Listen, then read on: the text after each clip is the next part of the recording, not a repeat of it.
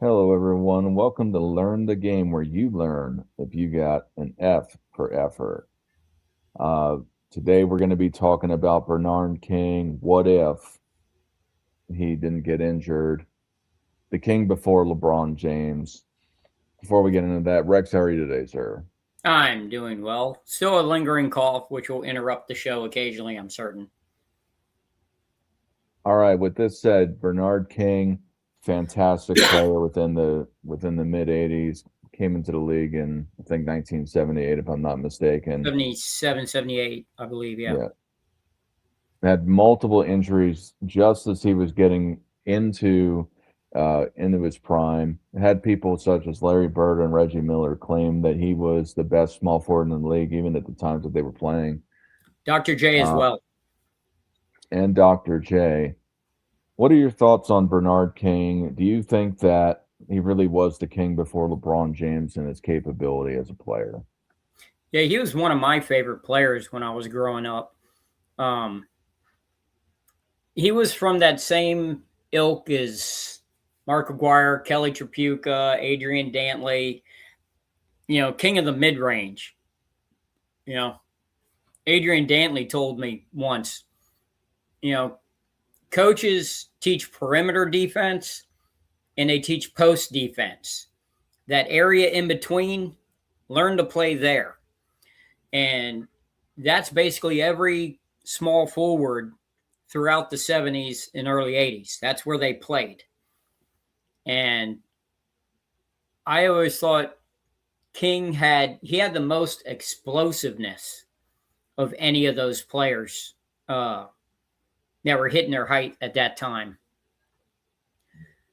Uh, what I think might have led to a lot of his injury issues, though, was he had a mentality that his father was a working man and a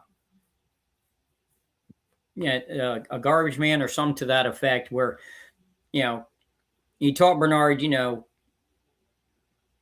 work, it's your full time profession. You work. So King would work on his game 8 hours a day, 5 days a week, Wow. 40-hour work week, practicing basketball. Well, that's a whole lot of wear and tear.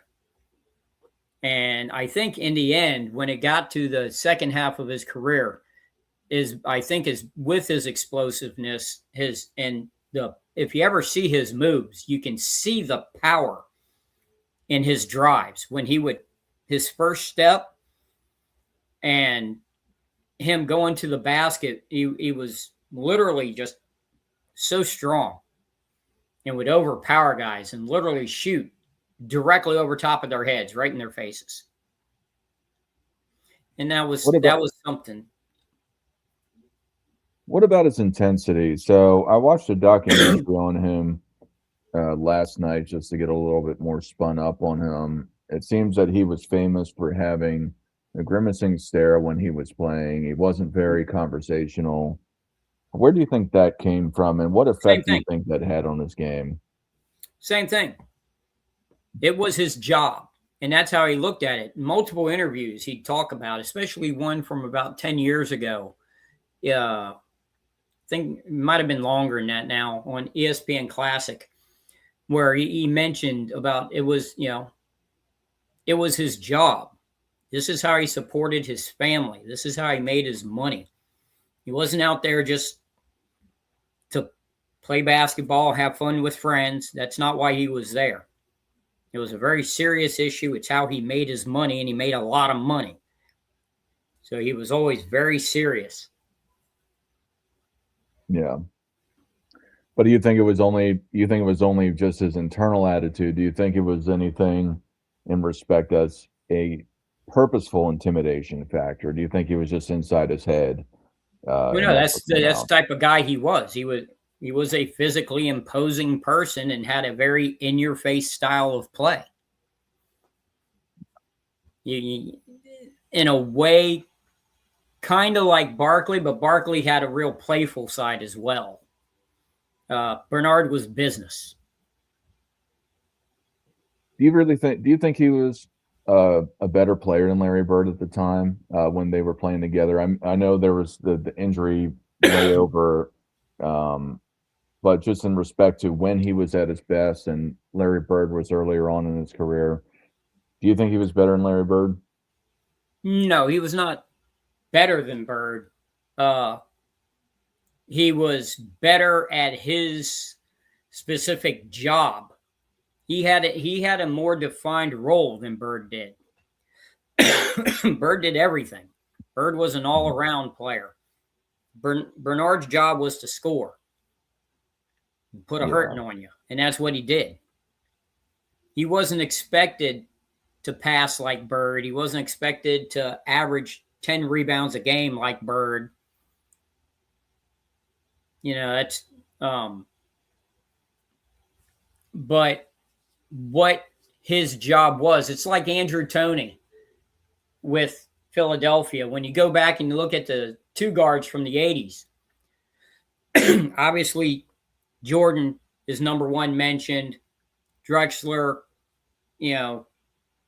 earlier in the decade, Gervin, and you usually don't hear anyone mention Andrew Toney till a lot later.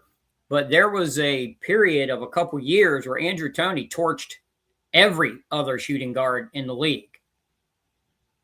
yeah, Just, Moncrief, didn't matter. He torched them. No one could cover him. He was the man. He only had a very specific job, though. yeah, And that's where I always tell people, there's usually only, if there's 30 teams in the league now, back then there was 23. If there's 23 teams in the NBA, that means at most you have 23 team leaders. Every other player in the NBA is a role player. But sometimes your lead player is a role player, depending on the coaching style. What do you think about the when Bernard King joined the New York Knicks and then Patrick Ewing coming to the New York Knicks? How do you think that team would have went if, and everything went well otherwise, if Bernard King did not get injured? Do you think that they would have competed against the Lakers, the Celtics, the Pistons, and the Bulls during that time? How effective do you think the next team could have been if Bernard King didn't get injured? Again, all things said to go well otherwise. Well, I've always believed that. And that's basically why Ewing ended up in New York. Bernard King basically by himself. I mean, the center was, for part of that time, was, what's his name that ended up, Cartwright. Cartwright was averaging 20 and 10 for New York with Bernard King. And actually became the leading scorer for the Knicks when King was out the year before Ewing came in. Okay, well, they were the year before when King got hurt. He played 12 playoff games that year and averaged 35 points a game in the playoffs and was just handing it to Bird, handing it to Dr. J. You had young Dominique Wilkins in the East at that time as well. And no one could handle King when he hit his prime.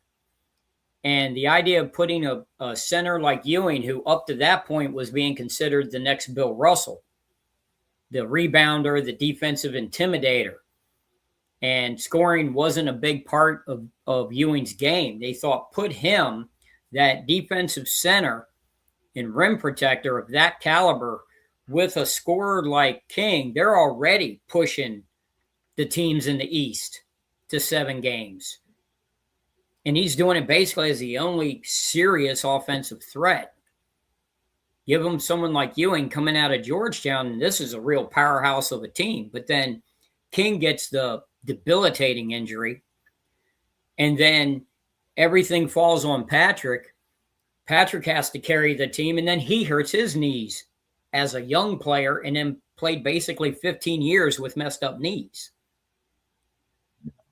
It was like if neither one had gotten injured, that's a really formidable. And then once you get a formidable core like that, You end up getting better coaches coming to the team. You end up getting free agents coming because they see what you're doing. Yeah, absolutely. With that said, I mean, do you think that how long do you think that run could have went? Do you think that they would have been the team as dominant as the Bulls? Do you think it would have been competitive with the Bulls with Michael Jordan, or how do you think that would have laid out in respect to that '90s run? And do you think that that Knicks team could have made deep runs in the '80s, just to get a little bit more specific?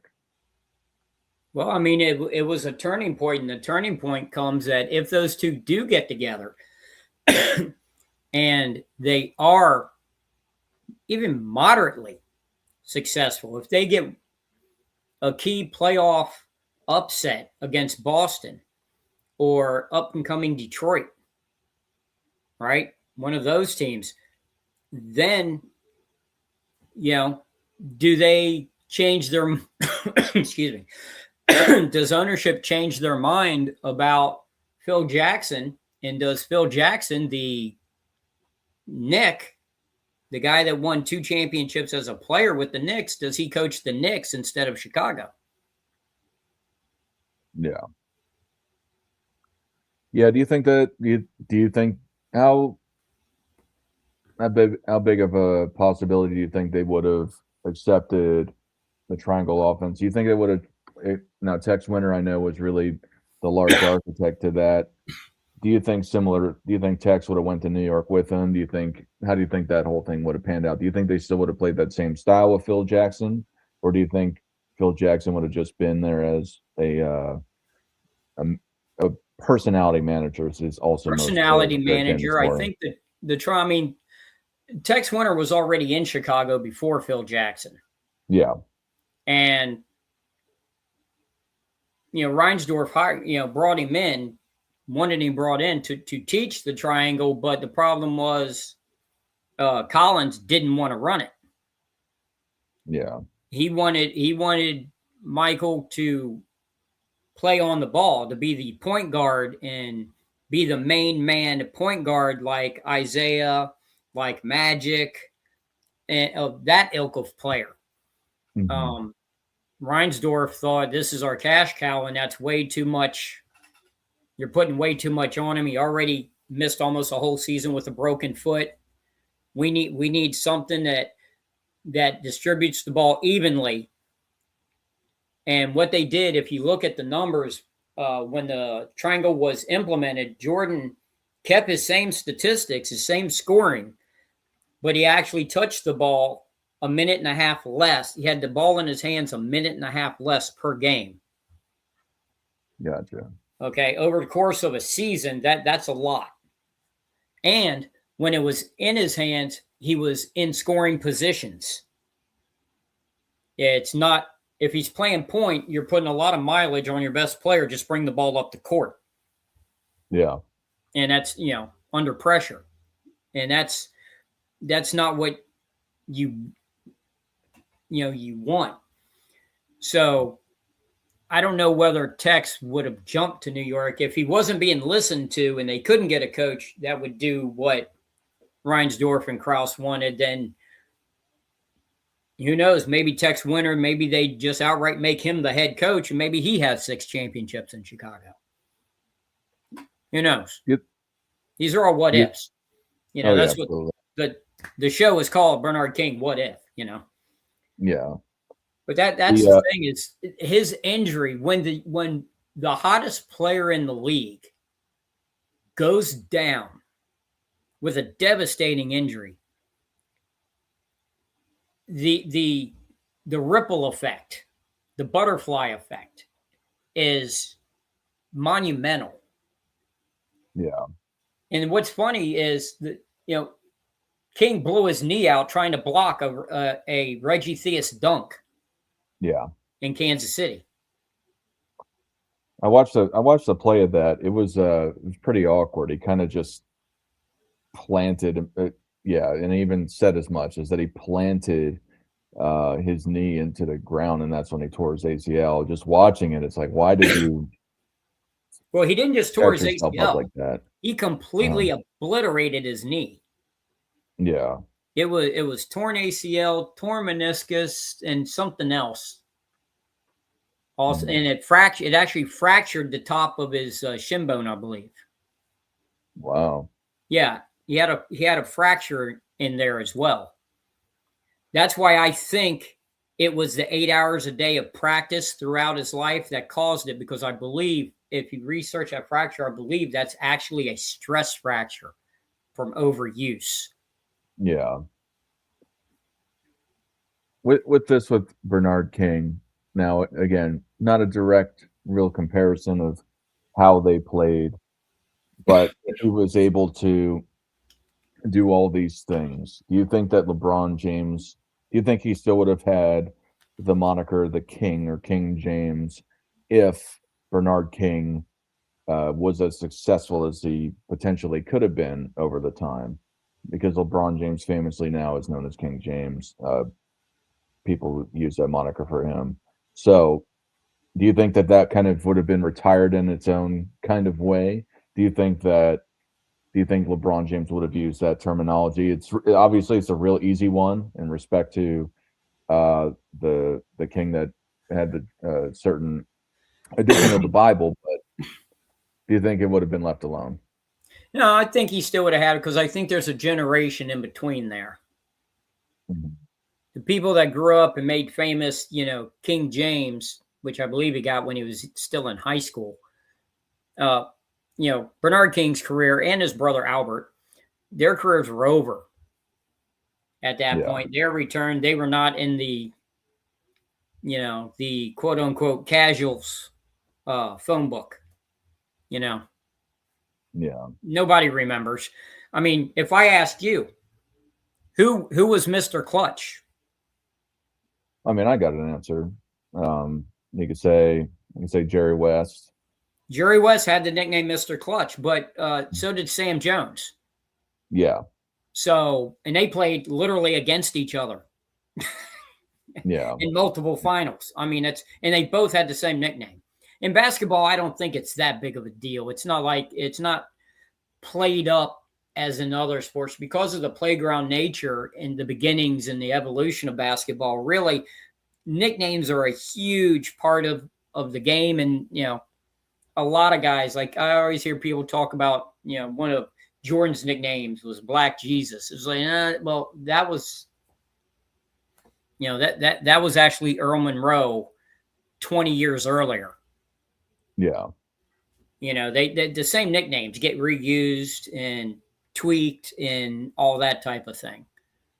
So I don't think it would have been, nom de guerre. It wouldn't have not have existed. It may not have had the singular meaning that it has at this point. Where would you put Bernard King as his career happened? But first, before we get into this, we've got a decent amount of people watching. We haven't seen any comments, but please drop the link onto the comments. If you want to be part of this conversation, please call in. We want to hear your perspective. We want to have a dialogue with you about your thoughts on Bernard King and what could have been. Is he was he really the king before LeBron James? That was his moniker. In the photo, he's got a crown on. Please call in. We want to hear your perspective. But in respect to this, Bernard King, where do you have Bernard King all time in respect to small forwards? Has everything panned out? I know you don't like to do rankings, but where do you think he generally lies in that aspect? Well, that's what I'm trying to look at right now because I didn't want to leave anybody out. So that's literally what I'm doing this very second. I don't want to leave any names out. So I'm trying to get you know what I mean? Yeah, full list. Yeah, get I While you're doing that, I think that Bernard King is. I think he might be a top 10 small forward, but he's definitely a top. I think he's definitely a top 15 or 20 small forward.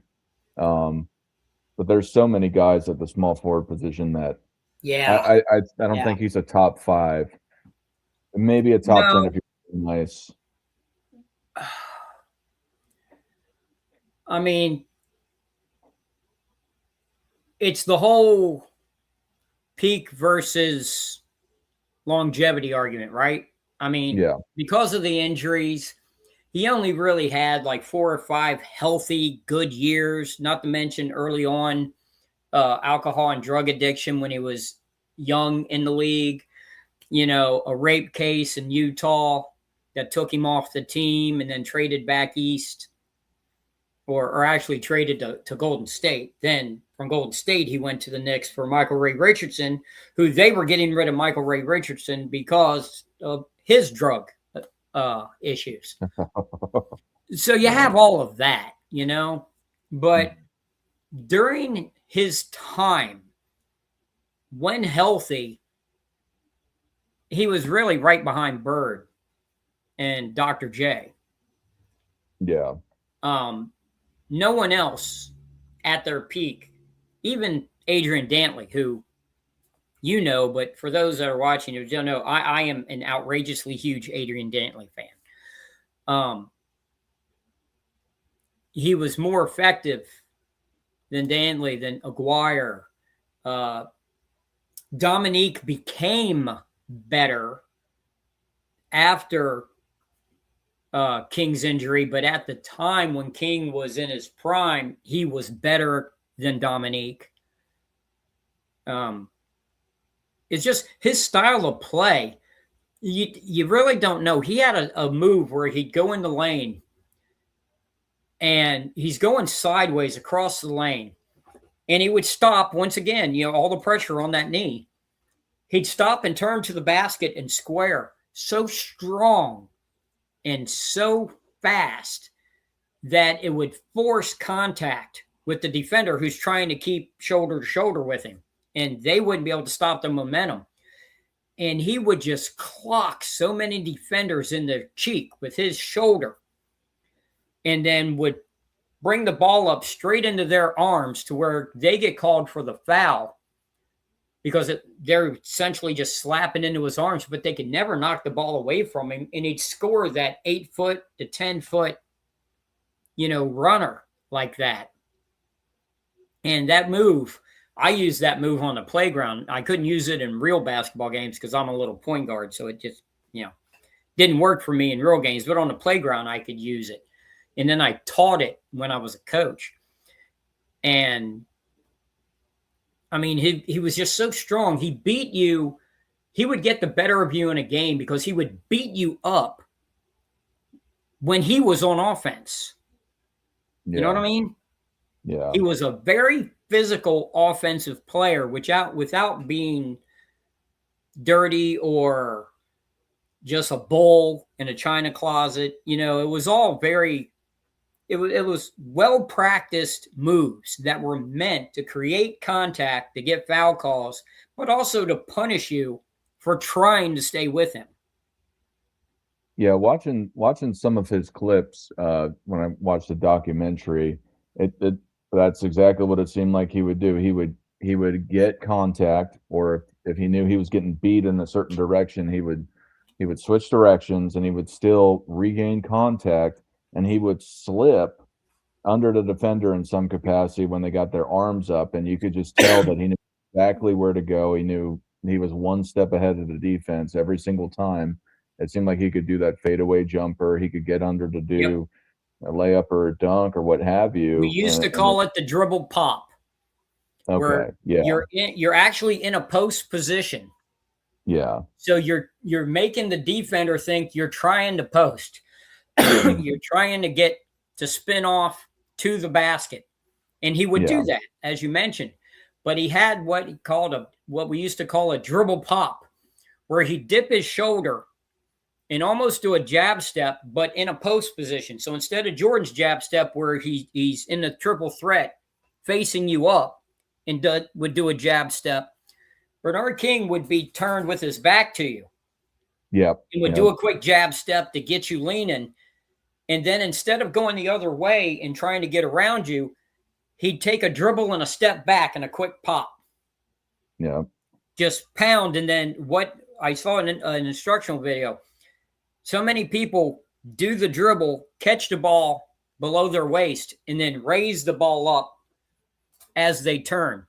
What he would do is he'd put the dribble out away from him And as the ball's bouncing, he'd run to the spot, be already turning his hips, do a jump stop, and the ball would come up from the hard dribble, and he would catch it already with the ball at his chest and put it straight up.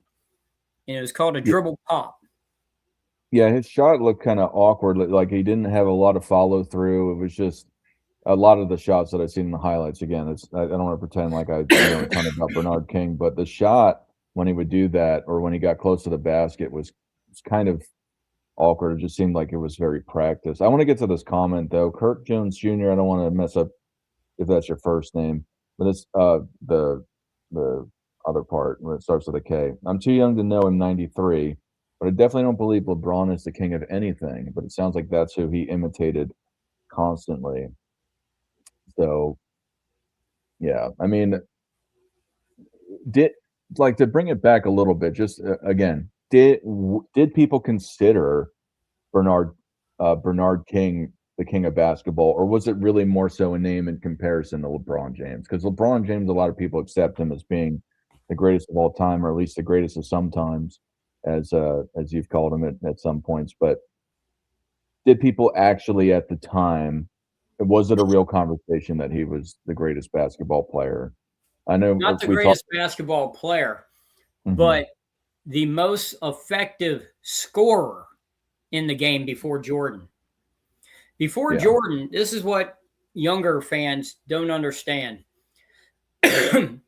And I'm not a Jordanite, Jordan fanboy, whatever you want to call it. He's an all-time great player, one of a handful of iconic players, but there's no such thing as an individual GOAT in a team sport. But Jordan changed the dynamic, and so many people try to explain it, and they don't know. They explain it incorrectly. They'll say stuff like, "Oh, well, Jordan was the first player to like lead a team to a championship that wasn't a big man." No, that's a lie because Isaiah Thomas won the 2 championships before Jordan. He's a point guard. They would say stuff like, well, they changed the rules to make it easy for Jordan. All right, well, we're talking about the NBA, okay? It's not easy for anyone. But the rule changes made it easier for one-on-one, quick, mobile one-on-one players to excel going into the 90s. And as me and Dart were talking about off screen before we started, it actually helped the center position more than it did the guards. It made mobile centers far more effective. You know, Ewing and Olajuwon come in. Then after them comes in Robinson. Then after him comes Shaq. Those really mobile, great footwork big men started to dominate over the guys like Moses Malone and, you know, older Kareem and that generation. The Artis Gilmores. The opening up of the rules, when they say it made easier for Jordan, it actually made it easier for the 7-foot mobile centers more than it did to the men on the periphery.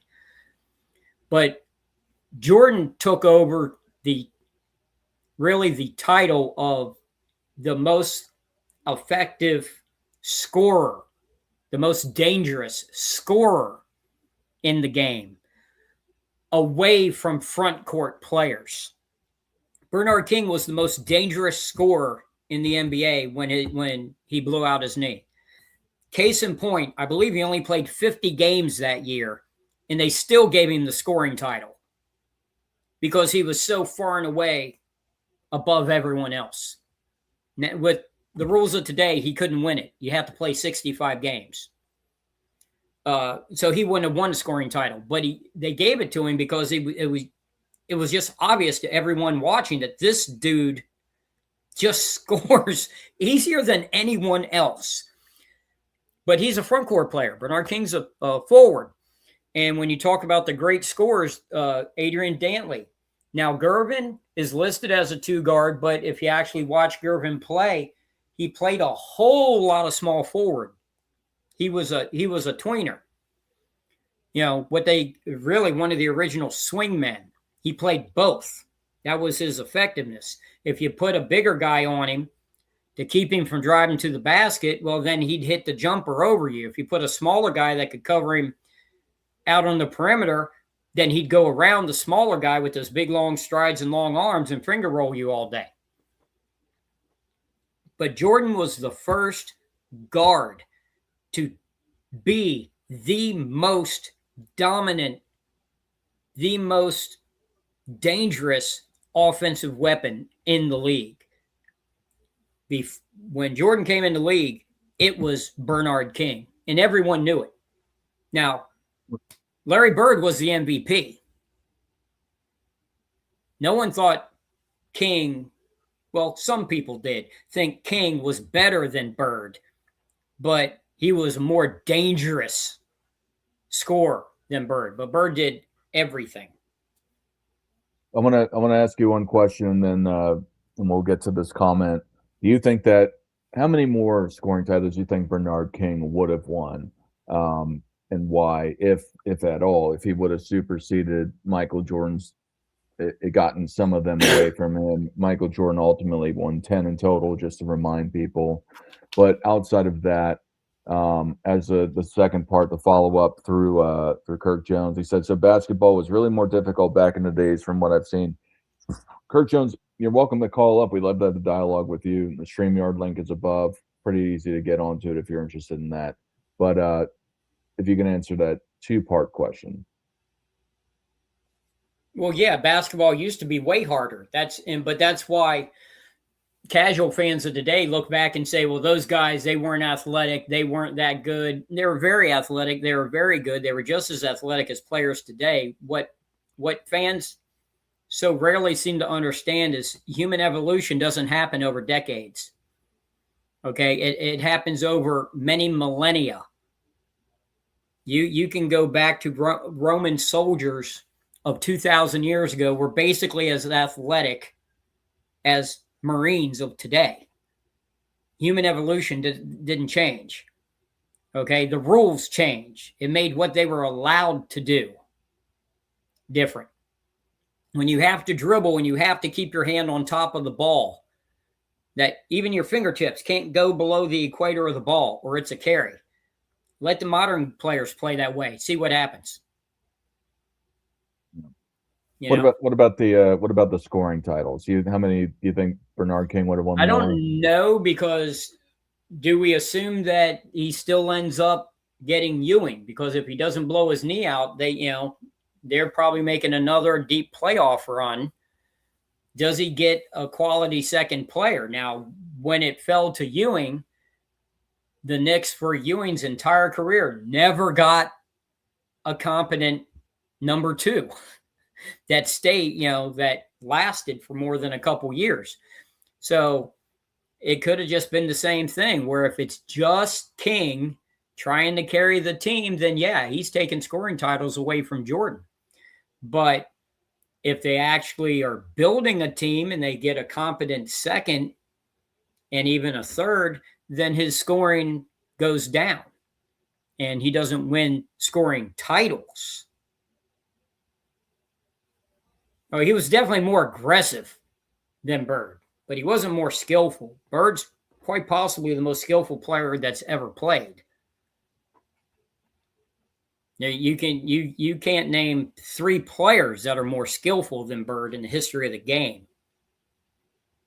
See, people get too locked up in Bird's physical appearance and go, well, he's white, well, he's slow. Okay, the guy played on the perimeter at almost 6'10" and was smoking people for a decade. So don't act like he wasn't skillful. Don't act like he wasn't athletic. Just because he didn't jump real high. And it was actually something in Bird's book that made me realize why his physical image is the way it is. If you look at Bird running down court, he runs like a guy playing in jeans. Yeah. Right?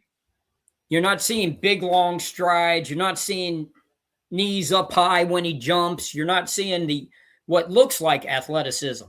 And the reason is, if you read his book, Drive, from 1986, he says when he had his growth spurt, he had these little chicken legs that he was very embarrassed by.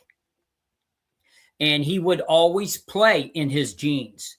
So as he developed his game as a teenager, he played in jeans. He learned to play in jeans. And then as a pro, when you watch him run down the court and make moves, he looks like he's playing in jeans.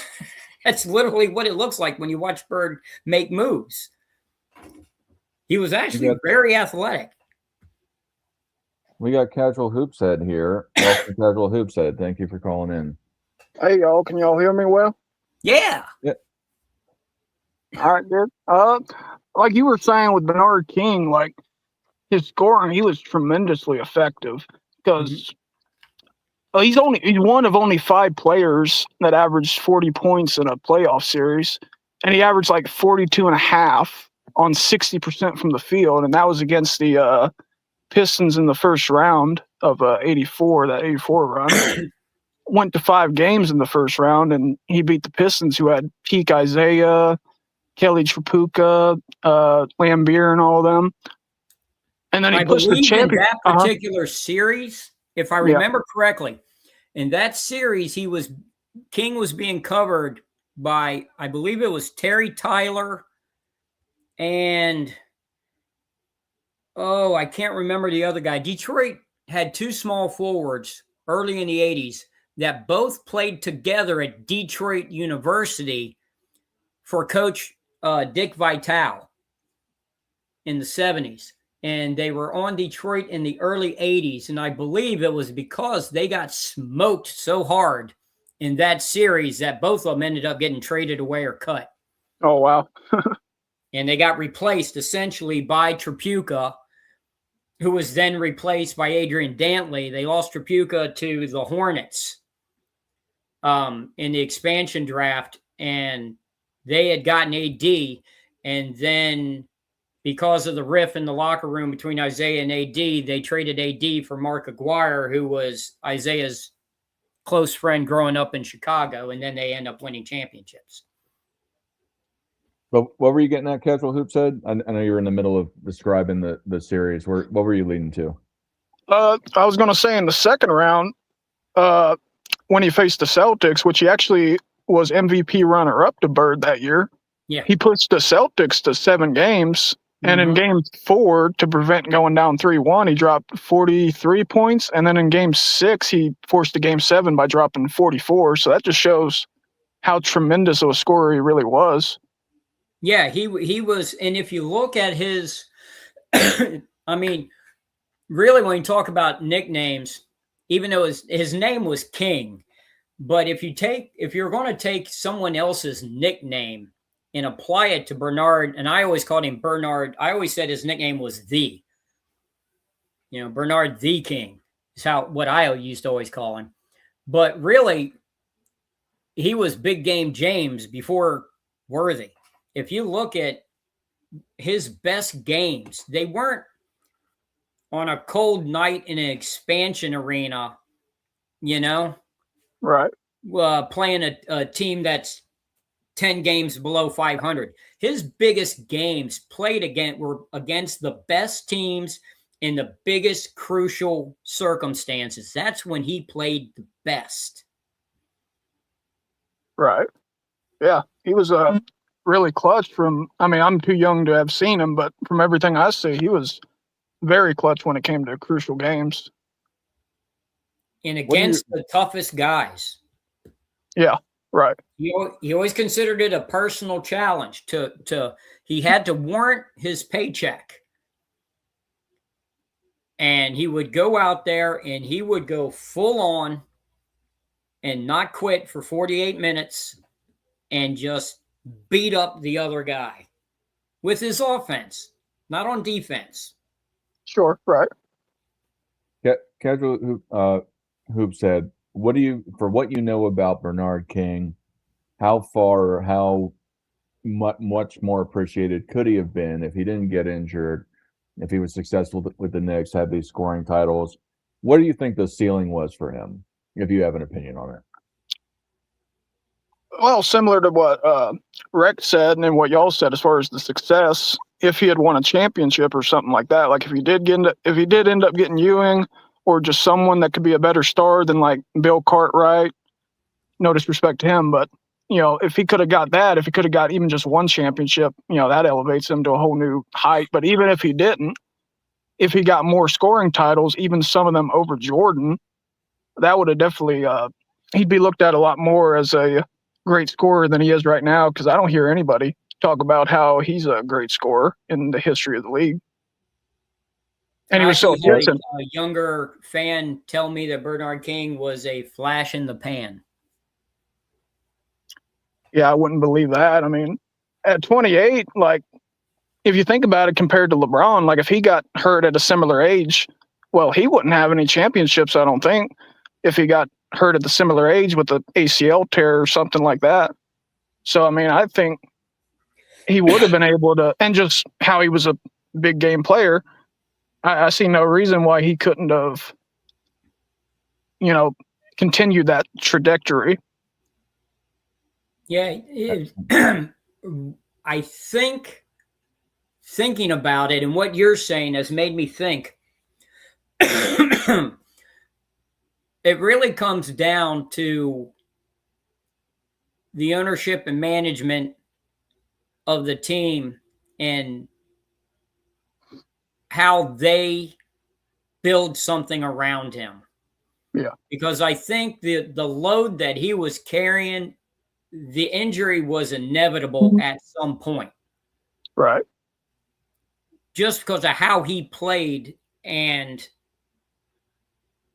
how they relied on him so heavily. If he hadn't have gotten any help, if his knee hadn't have gone out in Kansas City, it may have gone out in Atlanta in 87. You know what I mean? It may have gone out in Portland in 86. Because, I mean, some players' styles, like when they talk, I've heard people talk, with the whole LeBron Jordan thing, that if Jordan, played, these days, he would have played for 20-something years. Or no, he wouldn't. That his mindset and his body and his style of play was never meant for that. Yeah. Guys have to play the way they play. And not everyone's made to play for 20 years. Right, that's true. And Bernard's style of play just wasn't going to last unless he got help.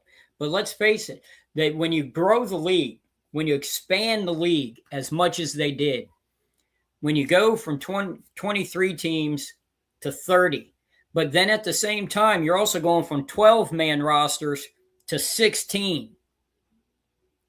You're blowing up the league and bringing in all these players, but that doesn't automatically mean that you have the competent coaches, GMs, and owners to run the teams.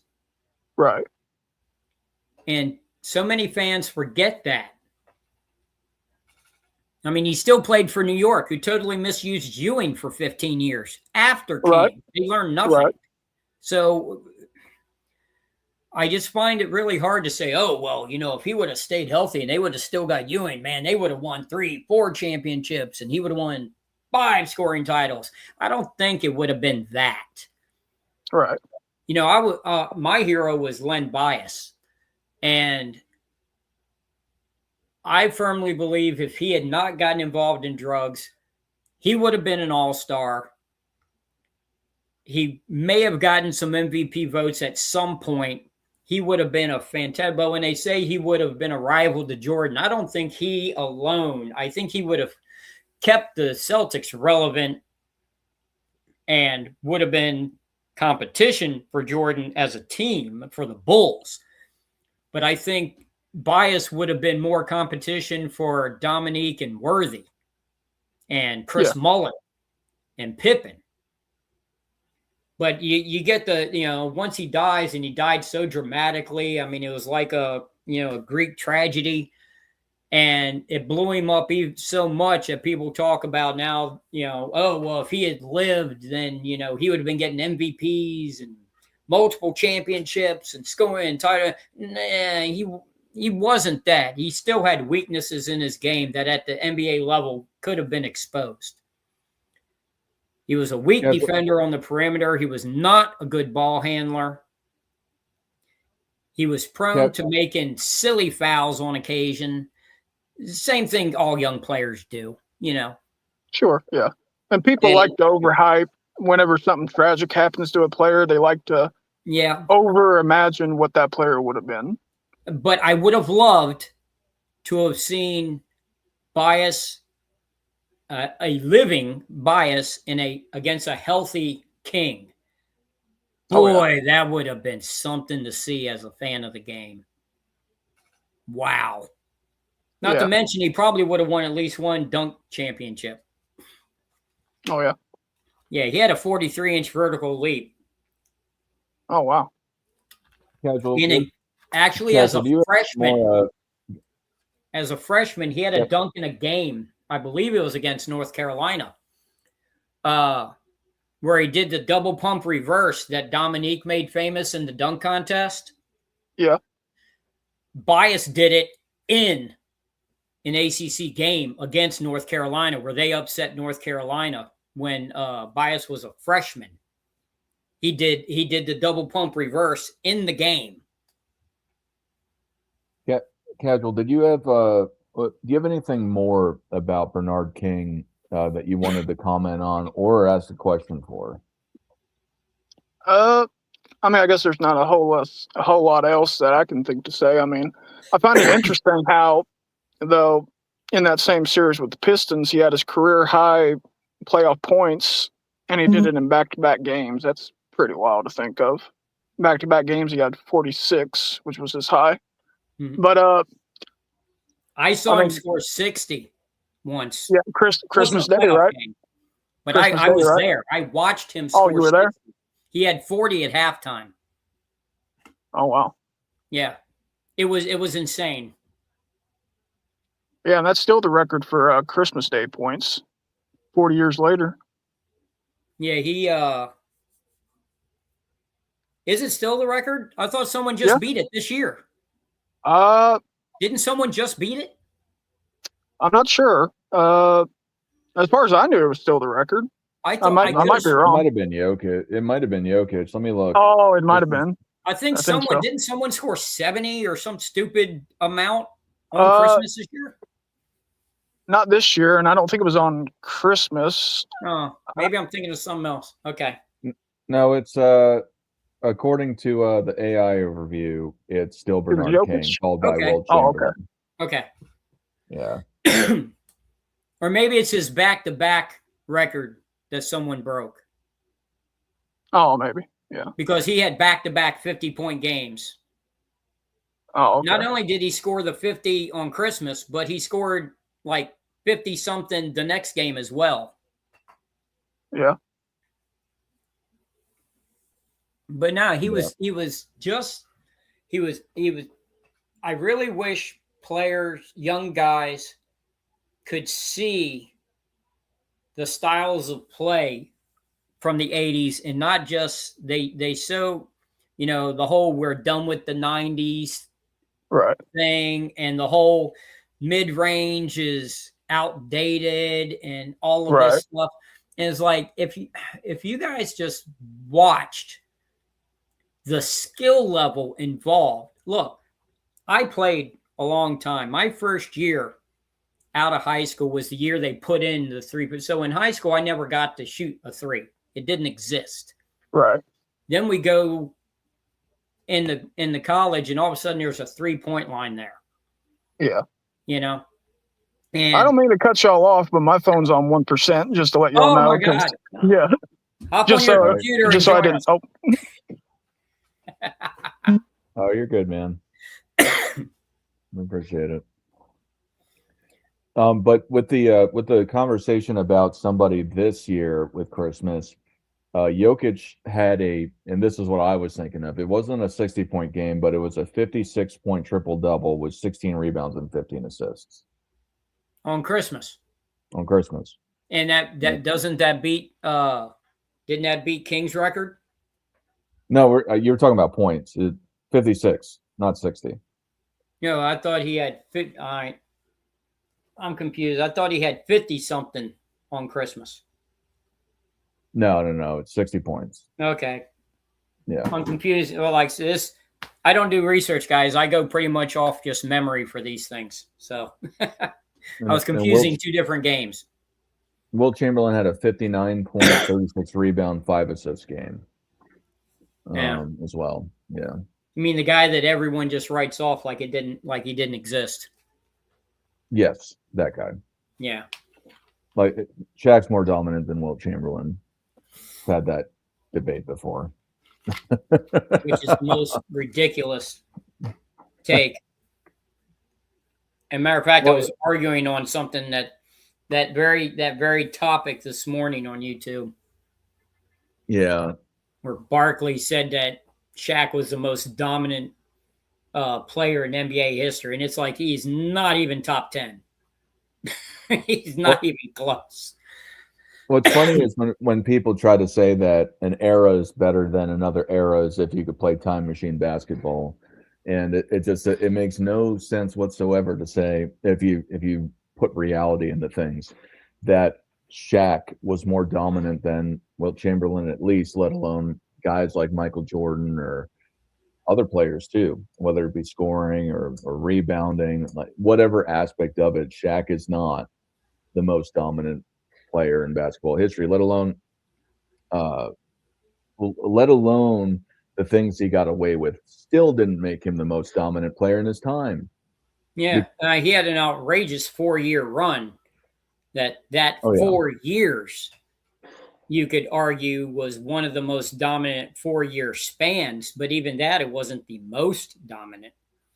But still, the young guys, they're going to argue with it. I had somebody. There was a poll: who's the greatest New York City point guard?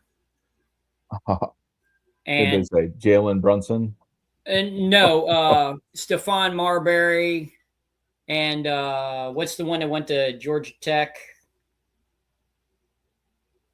I don't know. He was there with Dennis Scott, Kenny Anderson. Oh, okay. They were saying those guys. I'm like, dude. What about Clyde Frazier? Yeah. By far, no one is even close. The greatest New York City point guard is Bob Cousy. No one's even close to him. Not even. You could take the careers of all the others and put together. They're still not better than Cousy. Yeah.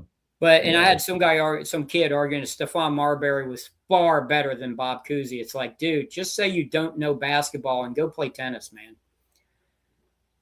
Well, and I bet you he said it was objective. I bet you he said there was no debate for it and that everyone is accepted as fact.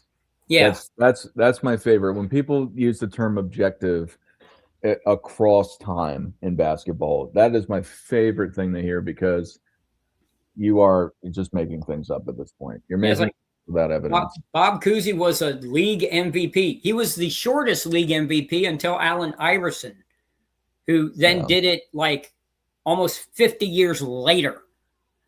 No. Okay.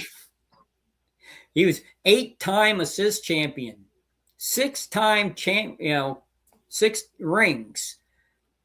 Mm-hmm. And for half of those, when he was leading the league in assists, he was also leading the Celtics in scoring.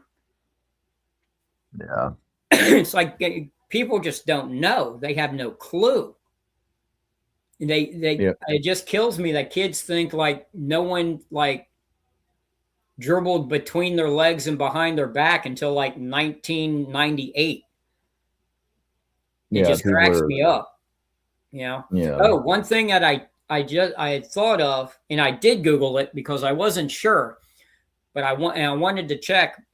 But in, I think it was 1980, Bernard King, Adrian Dantley, and Pete Maravich were all on the same team together. Nice. Yeah. I mean, that's like the Buffalo Braves of, I think it was 74. Where they had Moses Malone, Tiny Archibald, Bob McAdoo, and I'm forgetting another all-time great was also on that team all together. And it's like, if you only had coaching and management, they're competent enough to keep these teams together. I forget. Did Moses Malone win MVP his rookie year in the ABA? No. I know he won Rookie of the Mel Year. Daniels, or no, that was the year Dr. J won it, I believe. Okay. Or it might have been Mel But Daniels that year. I know he averaged something like 18 and 12 in his Yeah, rookie no, season. he's a 3-time NBA MVP. Tracking, yeah. 78, 79, or no. Yeah, right? 79, 70, no. He went 79, back to back 82, 82, and 83. 83. Yeah. Yeah, 79, 82, 83. Yeah. But then again, it's the whole domino effect. Does he win those MVPs if Bill Walton doesn't have all the injuries? Yep. Does he win first? Does he get first team? Does he get all those, the 6 rebounding titles if Walton isn't injured? Yeah. Does Kareem get his last MVP in 80 if Walton isn't injured? Yeah. And even the 78 season, the hold on real fast. Casual Hoop said, "Thank you for calling in. Please call in the future for what if you're interested. We enjoy having people call in. We enjoy talking to you, hearing your perspective, Bernard King. Absolutely. You seem very knowledgeable of the series and a general, at the very least, a general appreciation of Bernard King and that time period. So thank you for calling in." The thing I liked most about Casual Hoops Ed is he came prepared with the numbers. He had looked at the stats, and then he came on and asked, how do these stats translate? And so few, to use his name, casual fans do that. They read the stats and they think that the game is mathematical. And well, stats don't lie. This is what the stats say, so this is what it was. He read the stats. He knew the stats. He had the numbers. But he asked, how did that, transpire in real world, in real time? Yeah. How did they translate? And that's really what we're here for, talking about the history of the game. Is it's not just this, the only stat that is real that matters is the final score, because that determines the winner. Yeah. No, I think that's one thing. That's another thing that I love to hear and respect to the hate that I feel when I hear it is when people call other people casuals, but then they make these ridiculous claims on a sidebar of Shaq was the most objective player of all time or dominant player of all time, amongst other objective quote unquote statements that aren't objective. If you say that Michael Jordan was the most dominant scorer against his contemporaries of all time, then that's a fact with the scoring titles. Yeah. If you use that as a metric. But when you just say the 90s was, and now I love the 90s, so I'm just using this as an example. Some people say this, or more recently today, which is today's NBA is more prevalent with this, I would say. Today, this NBA is objectively the best NBA that we've ever seen. And there's no evidence. They provide no evidence. They just say it. They just make a claim and don't try to support their claim. That's ridiculous. Or the thing that I hate is when they don't understand, when you, first of all, using individual statistics does not give you an objective answer in a team sport. Yeah. You can say, okay, Jordan won 10 scoring titles. That's absolutely true, and he earned every one of them, and I believe every one of them was decisive. But he has 10 scoring titles. Wilt has 11 rebound titles. Stockton has 9 consecutive assist titles. Kareem has 6 MVPs. Russell has 11 championships. You just can't take one single statistic and use it as an end-all, be-all. It just tells you part of a story. Like Yeah. the difference in the changes in the rules was Michael being so dominant in the 90s statistically directly influenced his team's final record, right? Yeah. The steals titles, the scoring titles, the amount of free Including the throws wins. he was Yeah. having to shoot, which means fouls on the other team, you know, Yeah. making guys go to the bench and getting in the bonus, all these things that go on.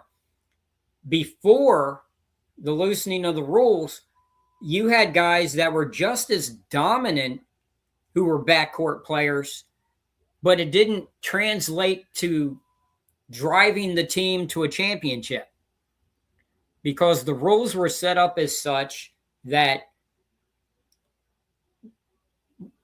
rebounding meant more than any individual stat towards winning championships. Yeah. I think it's the most important stat, even if, Yeah. you know. Yeah.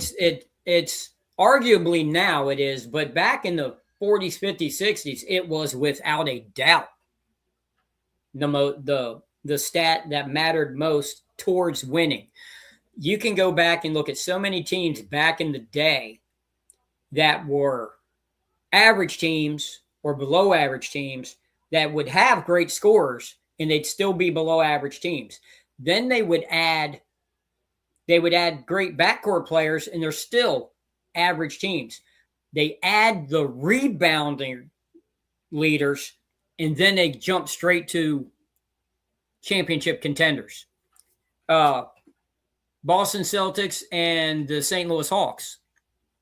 Perfect example. You know, perfect examples there where before Russell came, they had Easy Ed McCauley, who scored more than Russell, but rebounded far less.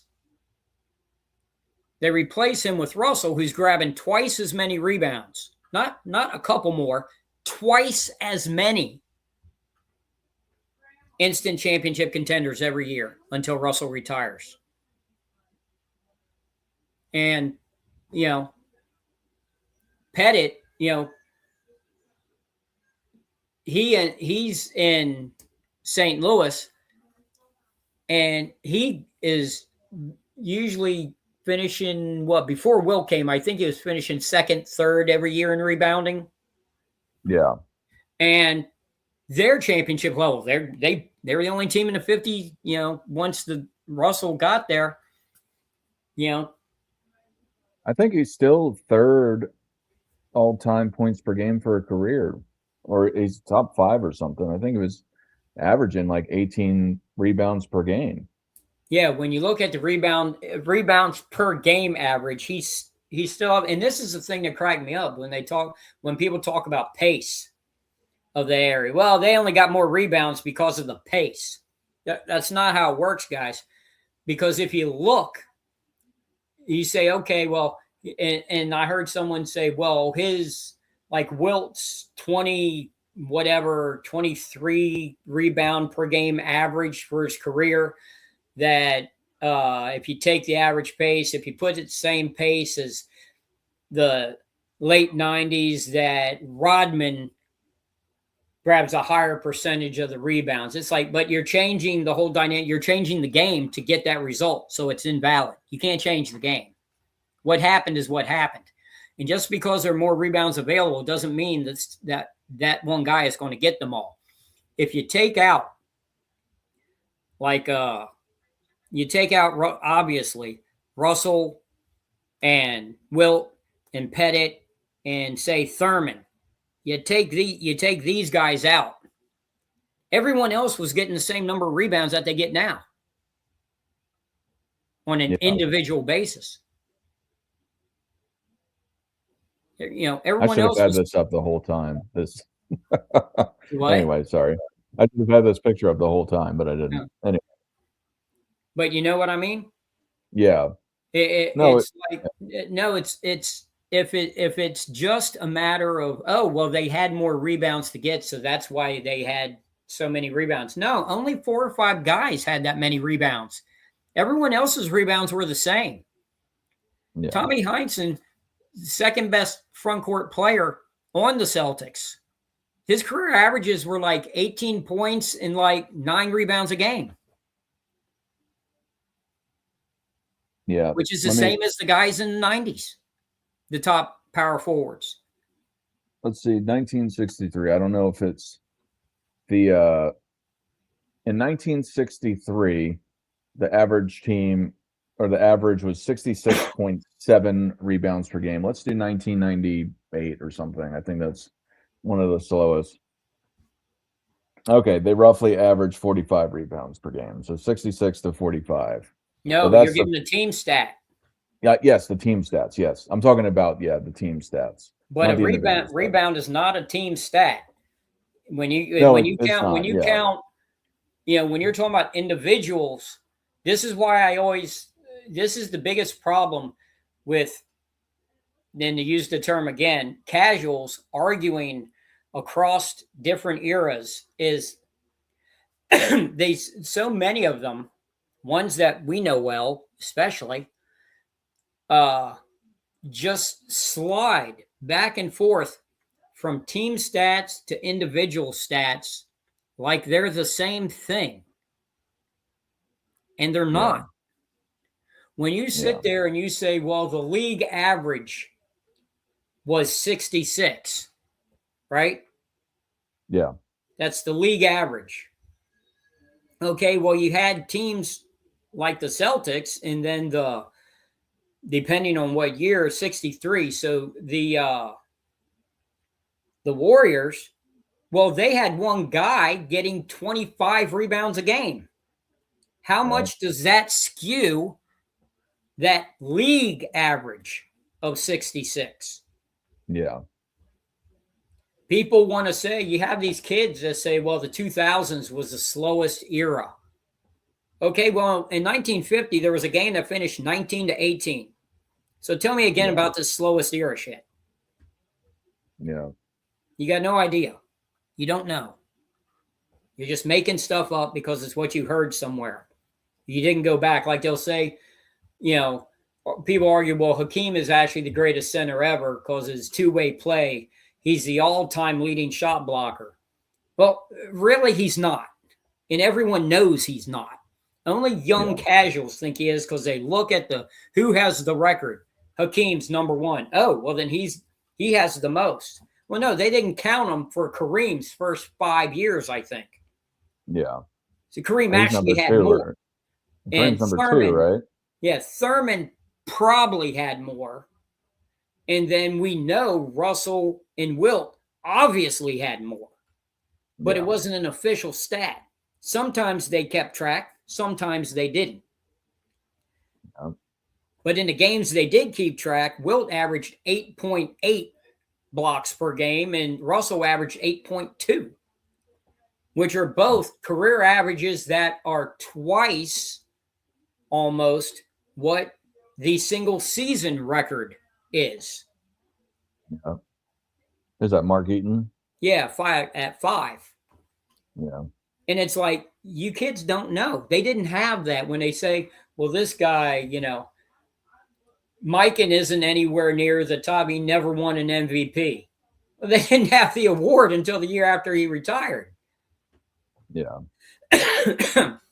Yeah. They didn't have the award. That's why that's one of the arguments I have when you say you can't count individual statistics because they weren't all around. So if MVP is so telling as to who the best is, how did the league get on for 10 years without having one? Now, I do got to say, I think it's one of these things where it does not really, but in respect to the icon or the eminence, when you make a designation for something, you can attach greatness to it. It doesn't mean that Mikan wasn't great or Mikan wasn't, by most people's standards, clearly the best player in the league for quite some time in the 40s and 50s. I do think over time, though, once you attach these titles or these awards or whatever capacity it is, it does start bringing greatness to whatever that is supposed to determine. Now, does it mean that, like to your point, does Hakeem having the most blocks in NBA history, does that mean he's the greatest blocker? No. Even if he won a couple blocks titles and et cetera, it doesn't mean it because of what we've been discussing. So I think they're two separate things that do often get misconstrued with each other, especially when people try to make arguments. A lot of people will be wish-washy with it, or at least not admit that there are these circumstances surrounding it. Yeah. Well, just like, when you talk about all-star appearances. Yeah. All right. Well, I mean, when the league had 8 teams, you had 11-man all-star teams. Yeah. When the league had 23 teams, you had 12-man all-star teams. And for many decades, there was the rule that every team had to be represented when the league was smaller. So you would have guys that were clearly all-star level players, couldn't make the all-star team because they already had 2 teammates who were going to the all-star game, and the Bullets or the Royals or somebody had to have a player in the game. Yeah. So their best player would automatically be designated an all-star because every team had to be represented. So guys that deserved it would be left out, and guys that didn't deserve it would get in. I just think it's funny you took a shot at your own team first. Well, that's because that's how I found out about that rule. That's how I found out about that rule when I was a kid. When only one bullet was put in the All-Star game, and it was like over so-and-so. Yeah. And then you find out, oh, well, every team has to be represented. So that's why this player ended up in the All-Star game. I didn't know that. That's a first heard for me. When do you know when that rule got nixed? I don't remember how all of it went about. It was back when the league needed representation. Yeah. When you were trying to advertise the league, once the big money hit, once the cable contracts hit, all of those funky rules were out the window. Yeah. When the best thing is when young kids sit there and talk about, want to argue whether or not the draft is rigged. It's like the draft has always been rigged since the first draft. Yeah. They literally had territorial picks.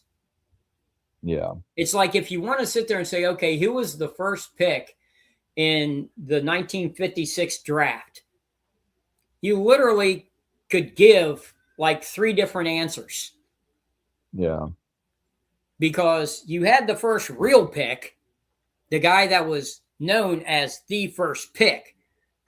But he was actually not the first pick because Tom Heinsohn was allowed to be taken by Boston as a territorial pick because he played at Holy Cross before the draft actually took place.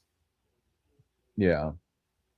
And then they had the trade going on for Bill Russell, who everyone knew was the best player, but because of racial tensions, he was not going to be the first pick. Well, that was my question with that, because he played in San Francisco. How now I know they didn't have a team out there. Was St. Louis just the closest place of why he got drafted to St. Louis? No, they had the first pick. Okay. So territorial was kind of like similar to, I'm not saying exactly the same way. They didn't always give you territorial picks. Only when the league decided it would help the league, you got territorial. Gotcha. Will Chamberlain was a territorial pick. Gotcha. Okay. I thought it was I didn't. Yeah, the Warriors didn't have the first pick that year.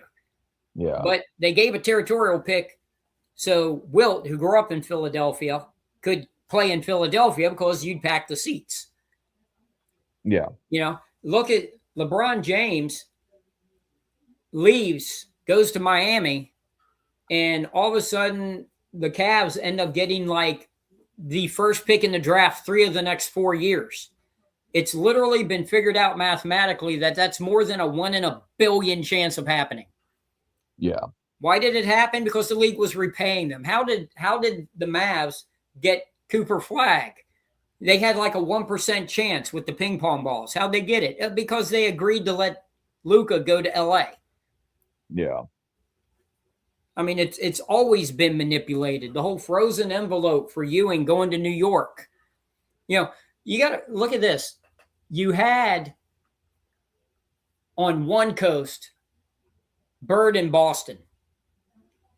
You had on the other coast Magic in LA. Right? Yeah. Then you get not the next year, but the year after, you get Isaiah in Detroit. And then you get Dominique in Atlanta. Now, these are the premier players for the next decade. You think they all accidentally just ended up at each individual team? Yeah. You know?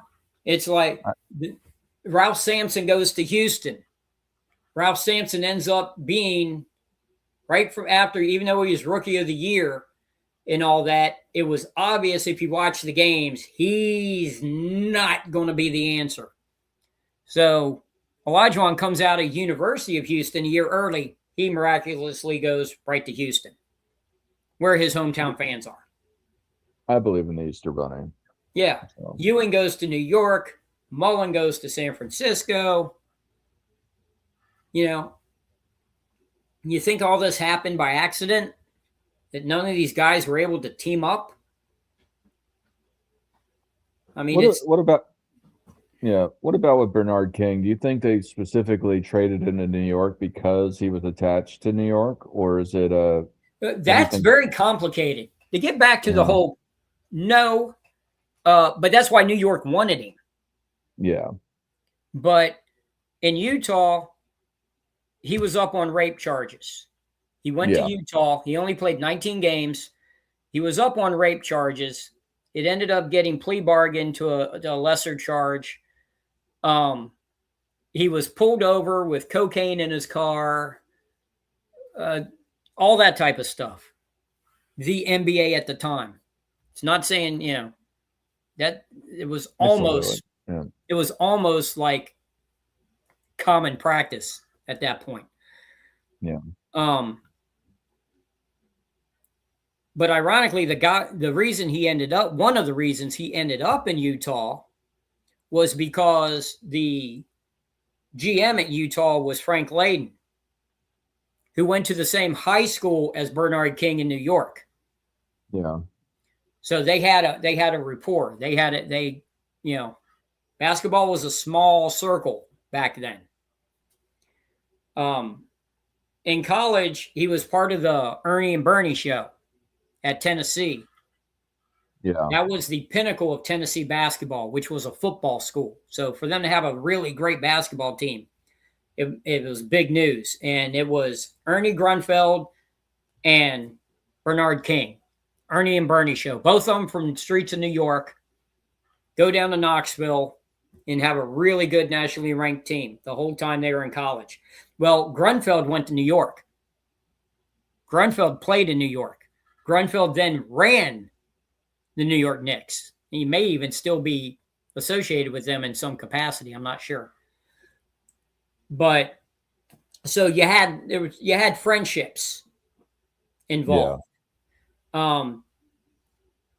In Utah, when he got to Utah, Adrian Dantley had come from, I believe, LA. And from being second, third fiddle, playing behind Kareem and all that, then going to Utah, he became the man, ended up a couple scoring titles, which meant, he played same position as King. So it meant King wasn't getting playing time.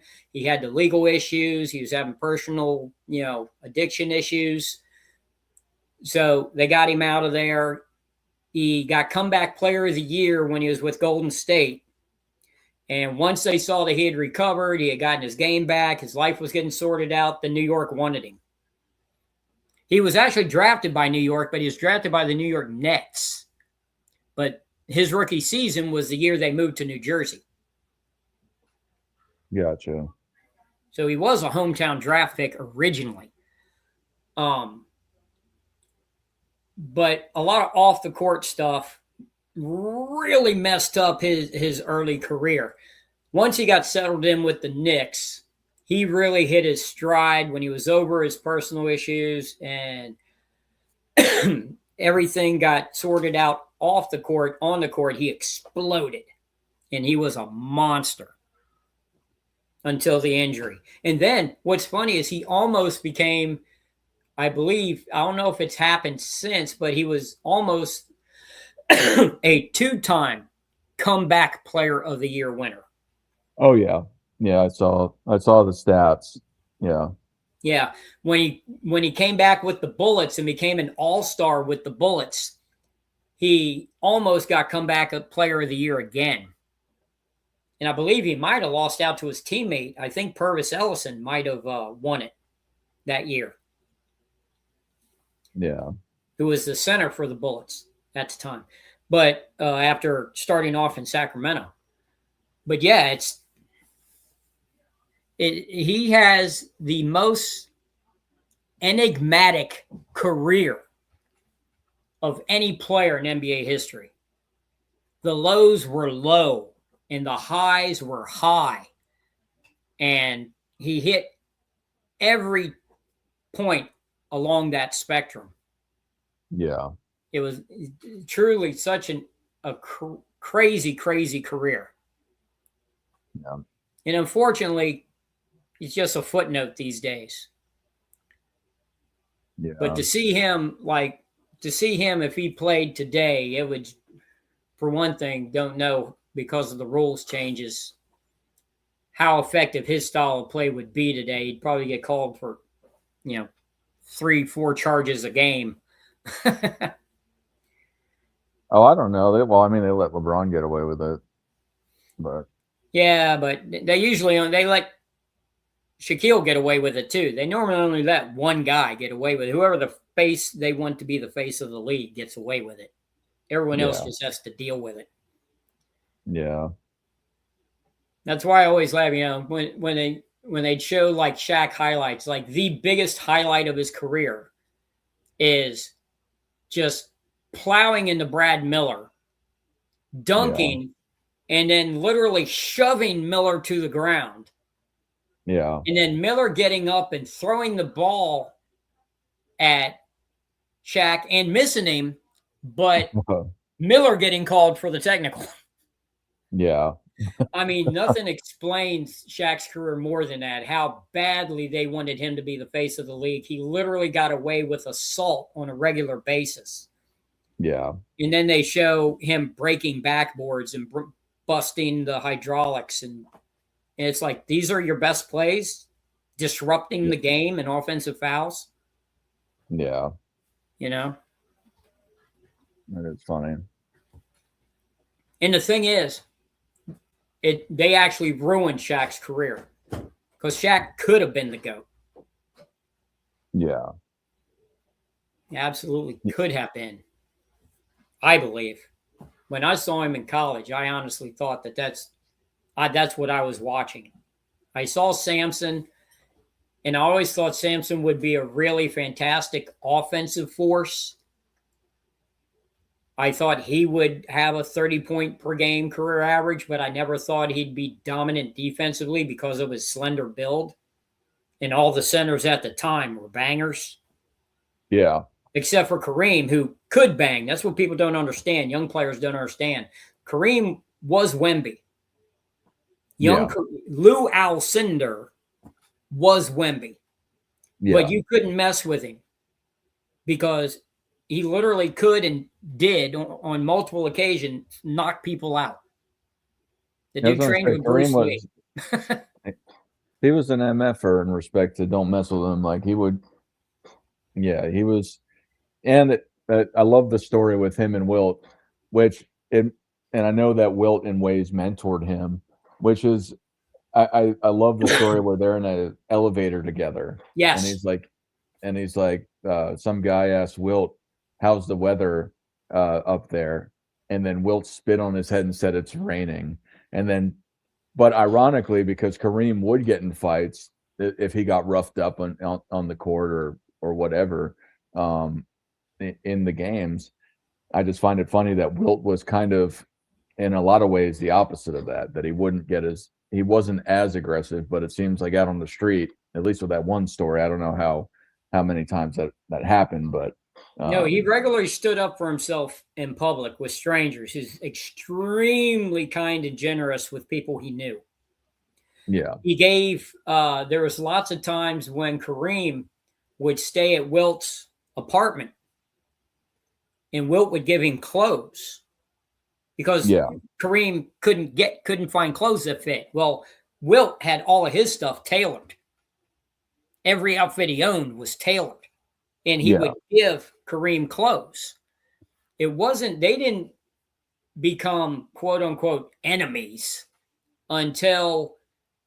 because at the time he was a schoolboy. He was a teenager. Yeah. Wilt never saw him as a threat. Then when the NCAA banned the dunk and Kareem had to use, he had the skyhook all through high school. But he used it only some of the time. It was a secondary shot to use if he got stood up in the post. It was a bailout shot. Then when they outlawed the dunk, he developed it as his main offensive weapon. And once he developed that weapon, then Wilt saw what Kareem could become and started feeling a bit threatened and also a bit jealous because Wilt was always Goliath. Everyone always rooted against Wilt. People loved rooting for Kareem for whatever reason. He was very popular. Now, it ended up turning on him because he ended up not liking all of the publicity and everyone in his business all the time. But people wanted to be in his business.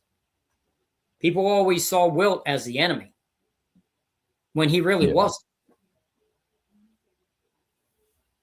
Yeah. But hey, Rex, I think this was a great conversation. I got to get going now, but do you have any last words for the people? Do you have any grades to give out today? We had Kirk Jones Jr. and Casual Hoops said. What would you grade? Casual Hoops said that was fantastic. He needs to call in much more often with a charged battery. What about Kirk Jones Jr.? Yeah, I'm trying to. Is that first name supposed to be a derivative of Keyshawn? I don't know. I didn't want to. Maybe. I've been looking at it. I think that's pronouncing correctly. But yeah, I like what he put in there as well. Especially the question about was King more aggressive than Bird, or was he more skillful? Because that's a big distinction. See, that's what some people don't understand is everyone has a role, and you can excel at your role, and people think you're a much better player than you are because you're so effective in a role. But then a team will trade for you to make you their main player, and you're not as effective in the lead role. James Harden comes to mind. As a young player in Oklahoma City, they looked nearly unstoppable as that trio, or four if you want to count Ibaka in there. They looked like they were going to rule the next decade. But then they all went to separate teams, and none of them really achieved what it looked like they were going to be able to achieve together with each in a specific role. Yeah. Grant won 2 championships and Ibaka won a championship in Toronto. But if they had stayed together, it looked like they were going to be the dominant team for the next decade. And that's where fans need to understand what they're watching and what they're seeing and being able to evaluate a skill set. Yeah. Having a player like James Harden as your second or third option is devastating. But his style of play, when you build the whole team around him, he's far too inconsistent. Yeah. You know, and the same thing, you take a motor guy like Russell Westbrook, who was probably the greatest motor guy in history. He's getting triple doubles every night, but who is he passing to? It's not resulting in wins and championships. Whereas in Oklahoma City, he was passing to Harden, Ibaka, and Durant, and they were getting to finals as a very crazy young team. Yeah. And that's where fans need to understand, you know, super teams don't win. Teams built from scratch win because GMs are going out and looking for specific traits to put into their core for long-term success, as opposed to just going out and buying an. You know me, man. Whenever people put on, okay, build your greatest team, build the best team, and then someone just picks like the greatest offensive player at every position. I'd love to put in the comments, you do realize there's only one ball, right? Yeah. You know, like putting Wilt and Jordan together on the same team, only if it's old Wilt. If you put young Wilt on a team with Jordan, they're not winning anything because they're taking away from each other's effectiveness. Absolutely. Yeah, but we got to go. So absolutely, that'll be a future show. For sure. I'm going to put the intro on as the outro, and then I'll be out. Please don't wait for me, Rex, because I got to go. But yeah, so do I. For everyone. I'm at the door right now. Learn the game.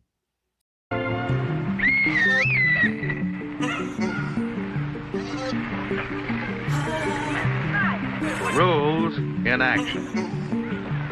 Rules that keep things going smoothly and fairly. Rules that help us get where we're going. Help us work together, play together, and live together. Of course, in small groups, we sometimes get along without rules.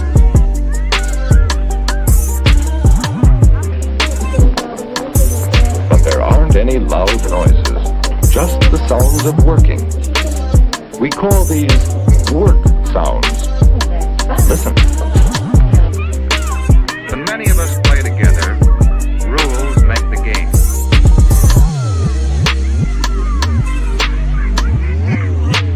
Rules help us play fair with each other, so all can enjoy the game. Rules that apply equally to all. It's up to each one of us to know the rules and follow them. Why do you suppose this room is so quiet? Perhaps we can learn from the teacher.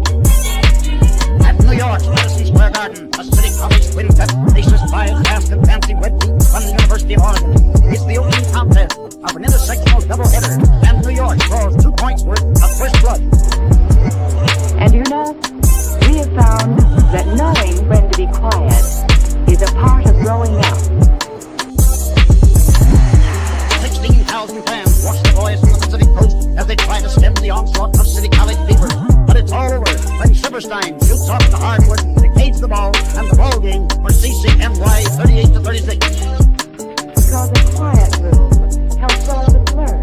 How do you do it? Well, each of us knows how to work quietly. That's very important. But the evening sports sport is a long way from the locker room. In the second game, a team of Northwestern Wildcats is matched against St. John's University of Brooklyn. The lads from Illinois are off to a springboard start when Bob Coble eases Allen into the basket to take the lead. Do you think you could walk this quietly? Listen to this work sound. But tribal warfare comes to the gymnasium as the St. John's Indians retaliate with 2 points. From now on, the game is touch and go, with 10 men helping to get it there. A beautiful display of teamwork, and Northwestern gets in the number column with sharp shooting.